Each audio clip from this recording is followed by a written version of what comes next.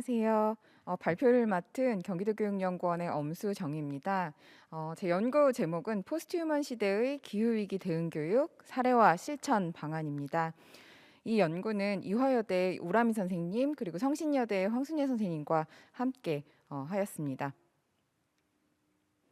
연구 개요부터 말씀드리겠습니다. 우리가 살고 있는 지금을 포스트 휴먼 시대로 명명하는 담론이 커지고 있습니다. 정보기술과 생명기술의 진보, 그리고 그로 인한 인간 능력의 향상이 보통 그 근거로 언급됩니다.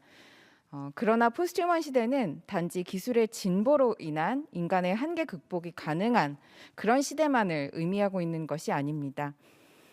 본 연구가 생각하는, 그리고 많은 학자들이 이야기하는 포스트 휴먼 시대란 과연 인간이란 무엇인지 근본적인 문제 제기가 일어나는 시대입니다. 기후위기는 포스트휴먼 시대를 가속화하고 있습니다. 기후위기 원인에 대한 총체적이고 그리고 근본적인 성찰은 탈인간 중심주의를 확산시키고 있습니다. 그래서 본 연구는 포스트휴먼 시대의 기후변화 교육은 어떠한 모습이어야 하는지 실천 사례를 통해 탐구하고자 하였습니다.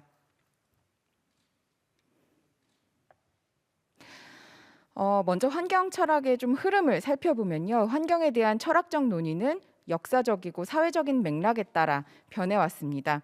그리고 이에 따라 환경 교육의 강조점이 달라져 왔습니다. 이 네 개의 갈래로 먼저 살펴보면 첫 번째는 인간 중심주의입니다. 그래서 인간과 자연을 존재론적으로 분리하고 인간의 관심과 필요를 우위에 두는 것입니다. 그리고 생태 중심주의로 전환이 있었습니다. 자연의 가치에 우위를 두고 인간이 자연의 섭리에 따르는 걸 추구합니다. 세 번째는 사회 생태주의입니다. 지금 현재 우리 학교 교육 또는 환경 관련 맥락에서 굉장히 우위를 점하고 있는 철학이고요. 사회와 환경이 분리될 수 없다는 가정하에 인간, 자연 간의 평등하고 수평적인 연대를 강조하는 철학입니다. 최근 등장하고 있는 환경 철학이 있습니다. 포스트휴먼 생태주의가 그것인데요. 포스트휴머니즘은 아까 말씀드린 것처럼 인간됨을 나타내는 그런 규범적인 잣대, 그리고 그것이 갖는 통제성과 배제성을 비판합니다. 그래서 이 포스트휴머니즘을 토대로 하는 생태주의의 특징은 다음과 같습니다. 인간과 자연에 대한 이론론적인 통찰입니다. 그리고 물질 행위자성에 대한 주목입니다. 마지막으로는 인본주의를 넘어선 탈인본주의적인 환경 정의를 추구합니다. 한국 환경교육은 오랫동안 이뤄져 왔습니다. 1970년대 이후에 환경 문제가 국가적인 문제로 대두되면서 시작되었고 이런 환경 철학의 전환에 큰 영향을 받아왔습니다. 본 연구가 주목하고 있는 문제의식은 포스트휴먼 생태주의가 한국 환경교육 분야에서 부재하다는 것입니다. 그래서 포스트휴먼 생태주의가 한국 환경교육, 특히 기후변화 교육에 중요한 시사점을 줄 수 있다는 의식을 토대로 그 포스트휴먼 생태주의를 토대로 실천 사례들을 살펴보았습니다. 연구 방법은 다음과 같습니다. 질적 사례 연구를 했고 10개의 사례를 중심으로 12명의 교사, 그다음에 2명의 학생, 그리고 교육 자료를 토대로, 그리고 면담을 토대로 자료를 수집하였고 분석하였습니다. 그러나 10개의 사례를 전부 다 시간 관계상 다룰 수가 없어서 3개의 실천 사례를 중심으로 발표하고자 합니다.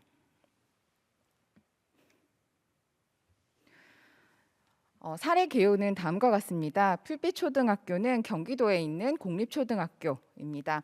그래서 환경과 생명을 생각하는 교사 소속에 있는 그런 선생님을 중심으로 한 교사 주도의 사례였습니다. 두 번째는 숙문중학교 사례입니다. 서울의 사립중학교이고 환경교사가 그 기후변화 교육을 어떻게 이제 상상하고 실천했는지에 대한 이야기를 다룬 사례입니다. 세 번째는 제천간디 학교 사례입니다. 충북 중고등 통합형 대안학교이고요. 그래서 학생들이 기후위기 비상행동을 조직하고 운영했는데 그 사례를 담고 있습니다. 하나씩 살펴보도록 하겠습니다. 먼저 풀빛초등학교 사례입니다. 풀빛초등학교에서 본 연구에 참여한 선생님은 관계 맺음, 비인간 자연과의 관계 맺음을 굉장히 강조하는 교육을 하고 있었습니다. 이 선생님의 그런 교육을 잘 나타내고 있는 사례 중에 하나는 이러한 교육 장면입니다. 먼저 교사가 아이들과 함께 어린 왕자의 한 장면을 읽습니다. 제가 면담 자료에서 일부를 발췌한 자료를 읽어보도록 하겠습니다. 선생님께서 이렇게 말씀하셨습니다. 어린 왕자를 보면 여우랑 어린 왕자가 만나는 장면이 나와요. 여우랑 어린 왕자가 친해지는데 시간이 좀 걸리죠. 오늘은 내가 여기서 멀리 떨어져서 너를 보고만 갈 거야. 다음 날에는 조금 더 앞에 가서, 그 다음 날에는 조금 더. 시간을 들여서 친해진다는 것. 아이들한테도 그런 말을 해요. 우리가 인간이 아닌 생명을 만난다는 건 이런 것과 비슷한 것 아닐까? 그래서 이런 이야기를 들려주고 화단 앞에 가서 민들레 앞에서 버드나무 앞에서 한동안 시간을 보내고 비인간 자연과 관계 맺는 경험을 하는 것을 굉장히 이제 강조하는 교육 사례였습니다. 그리고 이 풀빛초등학교 사례에서 강조되고 있는 것은 마음을 핵심에 둔 교육이었습니다.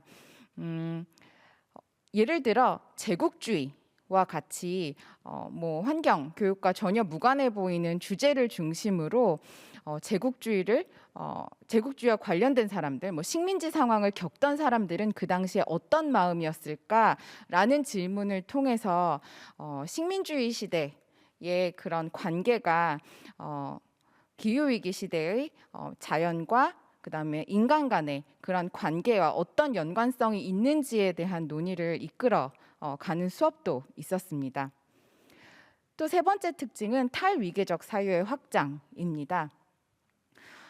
이 풀빛초등학교의 연구참여 선생님은 이런 질문을 하셨습니다. 과연 생명이라는 게 크기가 다를까? 라고 질문하면서 아이들한테 보이지도 않는 작은 균류 역시 살아있는 생명이라는 걸 이야기해주고 균류를 같이 이제 살펴보는 그런 수업을 진행하기도 하였습니다. 두 번째 사례로 넘어가겠습니다. 숙문중학교는 아까 말씀드린 것처럼 서울에 위치한 한 남자중학교이고요. 여기에 이제 환경교사로 재직하고 있는 선생님이 연구에 참여하셨습니다. 이 숙문중학교 사례에서 강조되고 있는 것은 다음의 세 가지였습니다. 기후위기에 있어서 시공간적인 맥락에 대한 비판적인 이해를 굉장히 강조하셨습니다. 그래서 기후위기라는 주제에 대한 수업을 할 때 언제나 먼저 시작되는 이야기가 있다고 하셨습니다. 과거 영국의 런던 스모그라든지 LA 스모그에서부터 시작을 한다는 것입니다. 과거의 영국 그리고 미국이 이 문제를 어떻게 해결했는지 아이들한테 설명해주고 그다음에 사실은 그 공기청정법이라는 걸 만들어서 그런 미국에 있는 공장들을 제3세계, 아프리카나 아시아로 이전을 시킴으로써 근본적인 문제 해결을 하지 않는 방식에 대해서 이야기하고 이것이 현재 기후위기가 어떠한 연결성이 있는지에 대해서 했습니다. 그래서 시공간적인 맥락에 대한 이해를 굉장히 강조했고요. 그리고 이 숙문중학교 선생님께서 강조한 건 기후위기의 공포를 넘어서야 한다는 것이었습니다. 그래서 자꾸 환경교육을 하다 보면 아이들을 죄인으로 만들어버릴 수 있는데 여기서 끝나는 것이 아니라 지구 생태 시민을 길러내고 키워내고 형성하는 것 이것이 굉장히 중요한 그 교육의 목표라고 말씀하셨습니다. 그러면서 개인의 변화를 넘어서 사회적 변화로 나아갈 수 있는 교육을 강조하셨고 그럼에도 불구하고 조금 조심하셨던 건 뭐냐면 인간이 의지를 가지고 무언가를 하면 우리가 모든 문제를 해결할 수 있다는 인간 중심적인 그런 사고 자체를 굉장히 조심하셨습니다. 그래서 수업 시간에 OX 퀴즈라든지 아니면 찬성과 반대로 나뉘어지는 토론 같은 거는 지양하셨는데요. 그 이유는 이러한 방식의 논의 과정 자체가 말 못하는 비인간 생명 또는 비인간 물질 또는 미래 세대를 포함하지 않고 소외하고 배제하는 방식의 논의라는 것을 아이들이 좀 알았으면 좋겠다라고 말씀하셨습니다. 세 번째 사례로 넘어가도록 하겠습니다. 제천관대학교 사례입니다. 이것은 이제 학생이 주도한 사례였고요. 좀 특별했던 건 이 제천관대학교에서 작년 6월에 제천관대 기후위기 비상행동을 조직해서 그 기구를 중심으로 기후변화 교육이 이루어졌다는 것이었습니다.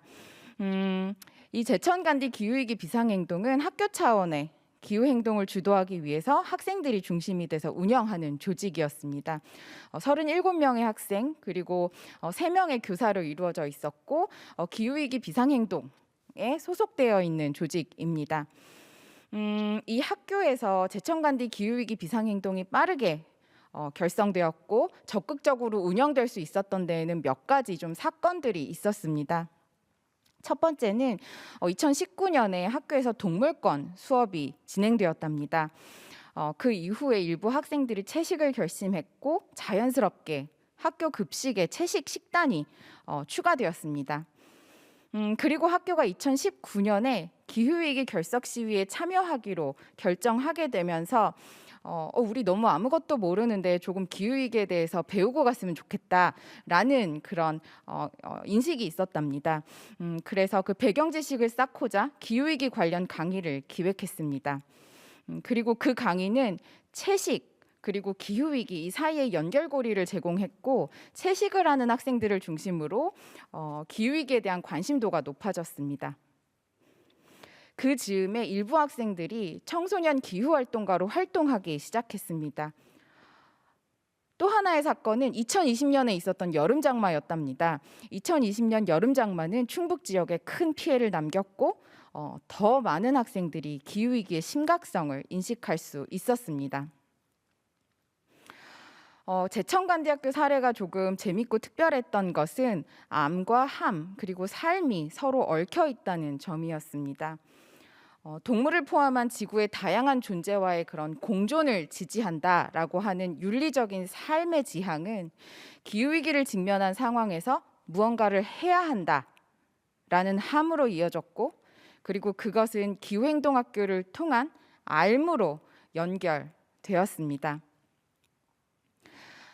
이렇게 세 가지 사례를 짧게 설명드렸는데요.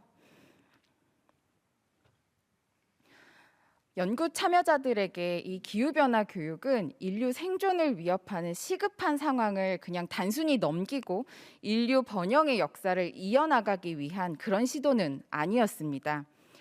연구 참여자들은 우리가 자연이라고 불리우는 것과의 관계를 재구성하고 삶의 표준을 바꾸기 위한 것을 기후변화 교육의 목적으로 인식했습니다.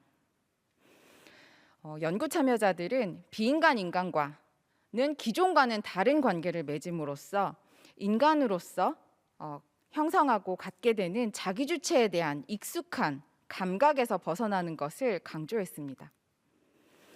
그래서 인간 종이 다른 종에 비해서 예외적이고 우월한 존재라는 가정, 그리고 여기서 나오게 되는 위계적인 사유, 그리고 착취적이고 폭력적인 삶의 방식에서 벗어나기 위한 교육적인 시도들을 한다는 걸 볼 수 있었습니다.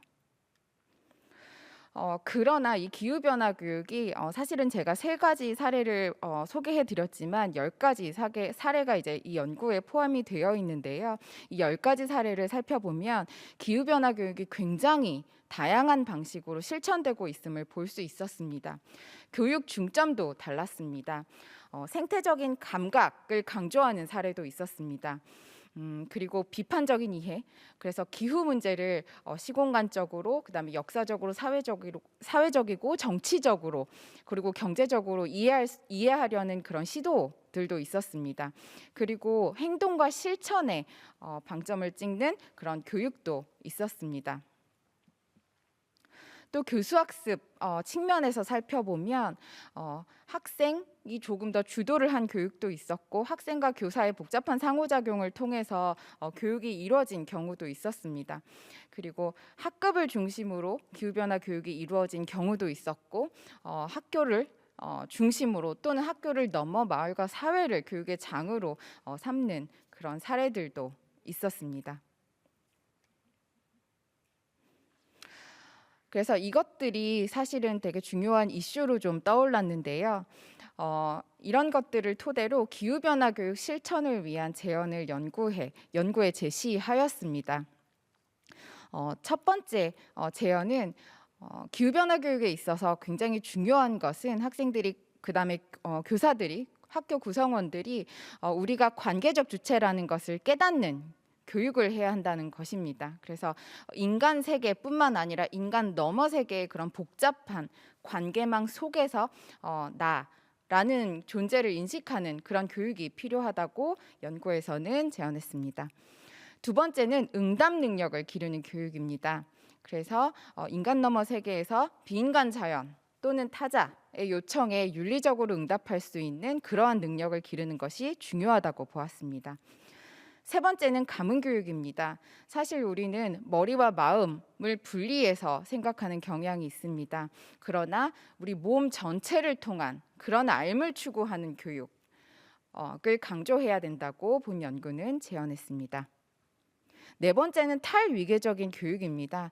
사실은 모든 형태의 배제, 소외, 차별이 연결되어 있습니다. 그래서 모든 형태의 삶을 포용하고 위계적인 사유 그리고 실천을 거부할 수 있는 교육을 중요하다고 강조했습니다.